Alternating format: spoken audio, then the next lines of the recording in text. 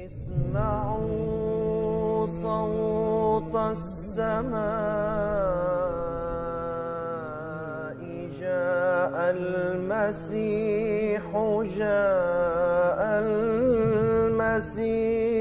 اور قرآن شریف کی اصطلاح کی روح سے خدا تعالیٰ کا نام رحمان اس وجہ سے ہے کہ اس نے ہر ایک جاندار کو، جس میں انسان بھی داخل ہے، اس کے مناسب حال صورت اور سیرت بخشی، یعنی جس طرز کی زندگی اس کے لیے ارادہ کی گئی، اس زندگی کے مناسب حال، جن قوتوں اور طاقتوں کی ضرورت تھی یا جس قسم کی بناوٹ جسم اور اعضاء کی حاجت تھی، وہ سب اس کو عطا کیے، اور پھر اس کی بقا کے لیے جن جن چیزوں کی ضرورت تھی وہ اس کے لیے مہیا کی۔ پرندوں کے لیے پرندوں کے مناسب حال، اور چرندوں کے لیے چرندوں کے مناسب حال، اور انسان کے لیے انسان کے مناسب حال طاقتیں عنایت کی۔ اور صرف یہی نہیں بلکہ ان چیزوں کے وجود سے ہزارہا برس پہلے بوجہ اپنی صفت رحمانیت کے اجرام سماوی و ارضی کو پیدا کیا تا وہ ان چیزوں کے وجود کی محافظ ہوں۔ بس اس تحقیق سے ثابت ہوا کہ خدا تعالیٰ کی رحمانیت میں کسی کے عمل کا دخل نہیں، بلکہ وہ رحمت محض ہے جس کی بنیاد ان چیزوں کے وجود سے پہلے ڈالی گئی۔ ہاں، انسان کو خدا تعالیٰ کی رحمانیت سے سب سے زیادہ حصہ ہے، کیونکہ ہر ایک چیز اس کی کامیابی کے لیے قربان ہو رہی، اس لیے انسان کو یاد دلایا گیا کہ تمہارا خدا رحمان ہے۔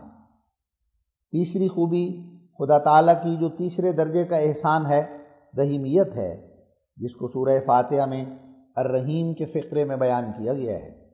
اور قرآن شریف کی اصطلاح کی روح سے خدا تعالیٰ رحیم اس حالت میں کہلاتا ہے جبکہ لوگوں کی دعا اور تضرع اور اعمال صالحہ کو قبول فرما کر آفات اور بلاؤں اور تضییع اعمال سے ان کو محفوظ رکھتا ہے۔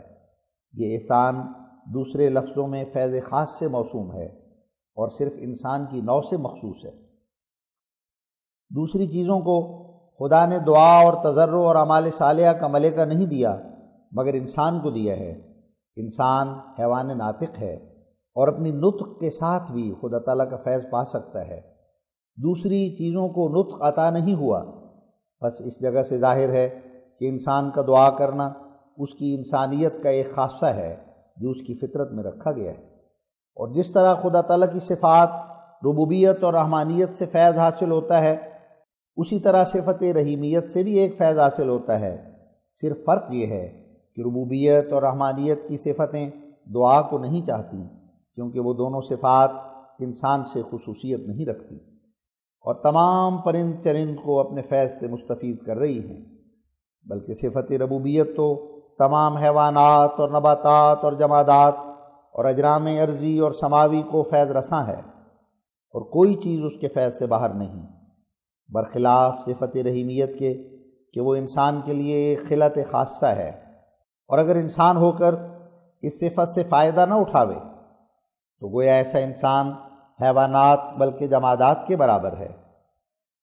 جبکہ خدا تعالیٰ نے فیض رسانی کی 4 صفت اپنی ذات میں رکھی ہیں، اور رحیمیت کو جو انسان کی دعا کو چاہتی ہے خاص انسان کے لیے مقرر فرمایا ہے۔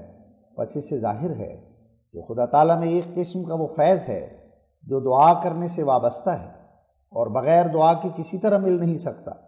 یہ سنت اللہ اور قانون الہی ہے جس میں تخلف جائز نہیں۔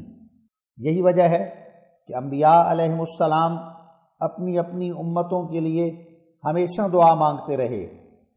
توریت میں دیکھو کہ کتنی دفعہ بنی اسرائیل خدا تعالیٰ کو ناراض کر کے عذاب کے قریب پہنچ گئے، اور پھر کیوں کر حضرت موسیٰ علیہ السلام کی دعا اور تضرع اور سجدے سے وہ عذاب ٹل گیا، حالانکہ بار بار وعدہ بھی ہوتا رہا کہ میں ان کو ہلاک کروں گا۔ اب ان تمام واقعات سے ظاہر ہے کہ دعا محض لغو امر نہیں ہے، اور نہ صرف ایسی عبادت جس پر کسی قسم کا فیض نازل نہیں ہوتا۔ یہ ان لوگوں کے خیال ہیں جو خدا تعالیٰ کا وہ قدر نہیں کرتے جو حق قدر کرنے کا ہے، اور نہ خدا کی کلام کو نظر عمیق سے سوچتے ہیں اور نہ قانون قدرت پر نظر ڈالتے ہیں۔ حقیقت یہ ہے کہ دعا پر ضرور فیض نازل ہوتا ہے جو ہمیں نجات بخشتا ہے، اسی کا نام فیض رحیمیت ہے۔ جس سے انسان ترقی کرتا جاتا ہے۔ اسی فیض سے انسان ولایت کے مقامات تک پہنچ